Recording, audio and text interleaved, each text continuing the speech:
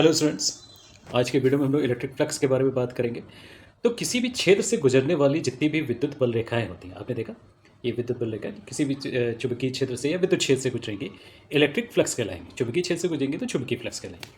यानी electric flux को major किया जाता है इलेक्ट्रिक फील्ड की स्ट्रेंथ में, किसी भी क्षेत्र में डिनोट करते हैं फाई से, और वैल्यू होती है ई डॉट डी ए का इंटीग्रल।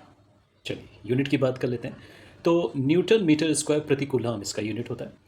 ये देखिए सारी एक साथ है, इसका मतलब क्या हुआ, ये एक यूनिफॉर्म इलेक्ट्रिक फील्ड है। ठीक है, तो जिस एरिया से है, अगर उसका एरिया एस है तो फाई हो जाएगा ई डॉट डी ए। और ये देखिए नॉन यूनिफॉर्म थी, कोई इधर से आ रहा है कोई उधर से आ रहा है, तो इसमें जो फाई होगा वो होगा integral E dot D A. Clear. अब एक एग्जाम्पल से इसको समझते हैं, इस कॉन्सेप्ट को। एक क्वेश्चन ले लेते हैं।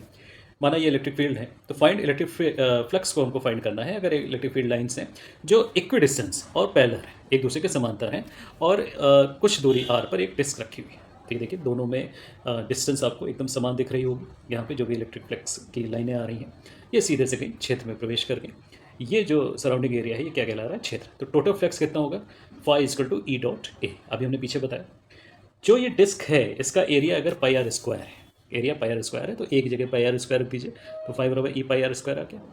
अब लेते हैं एक सर्कुलर डिस्क के थ्रू।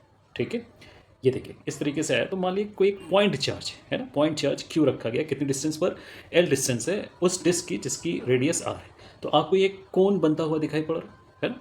ये देखिए जो मूवमेंट आ रहा है ये किसका आ गया, इलेक्ट्रिक फ्लक्स का। किसके कारण, इस क्यू के कारण। A point charge Q will radiate electric field in radially outward direction. ठीक है, तो बाहरी डायरेक्शन इसकी तरफ लगेगा। कितनी दूरी पे रखा है वह, एल दूरी पे रखा हुआ। चलिए अब इसका एक क्रॉस सेक्शन एरिया ले लेते हैं सपोज। ठीक, एक्स पार्ट ले लेते हैं जिसका एरिया जो है डी एक्स आ जाएगा। क्या आ जाएगा, डी एक्स आ जाएगा। डी एक्स मोटाई का एक हमने अनुप्रस्थ परिच्छेद क्षेत्रफल का एरिया ले लिया जिसपे हमको क्यू को फाइंड करना है। तो ये देखिए ये एक लाइन गई सीधी सी, तो अगर हम ये वैल्यू एल लेते हैं और ये सीधे एक्स, तो ये कितनी आ जाएगी, under root L square plus x square. तो ई की वैल्यू कितनी हो जाएगी, K into Q upon L square plus x square. ठीक है, फॉर्मूले से, क्यू अपॉन आर स्क्वायर के फॉर्मूले से।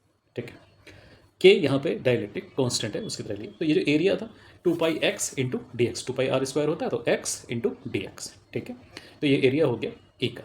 चलिए अब कैलकुलेट करते हैं। तो डी फाई क्या होता है हमारा, ई डॉट डी ए। अब किसी भी एक एंगल पे हुआ था, पीछे हम लोगों ने एंगल देखा था, थीटा एंगल। ठीक, तो इस ई को हम के Q L upon L square plus x square में कन्वर्ट कर देते हैं। डी ए की वैल्यू यहाँ पर रख देते हैं। ठीक है, और थीटा ये मेजर कर लेते हैं, थीटा जो भी क्वेश्चन में दिया होगा, है ना। अगर वहाँ पे हम लोग पीछे ट्रायंगल की बात करते हैं तो L upon under root L square plus x square किसकी वैल्यू आ जाएगी, थीटा की, कॉस थीटा की। ओके, अब यहाँ पे हमने सारे मान रख दिए। इसको एक बार फिर से देख लेते हैं। Q upon 4 pi epsilon nought, K की वैल्यू रख दी Q upon epsilon nought 2 pi x d x 1 upon L square plus square की पावर 3/2। देखिए 2 पाई से 4 पाई 2 टाइम्स कट गया, क्या बचा डी फाई हमारे पास, Q L upon 2 pi epsilon nought x d x upon L square plus x square raise to power 3/2।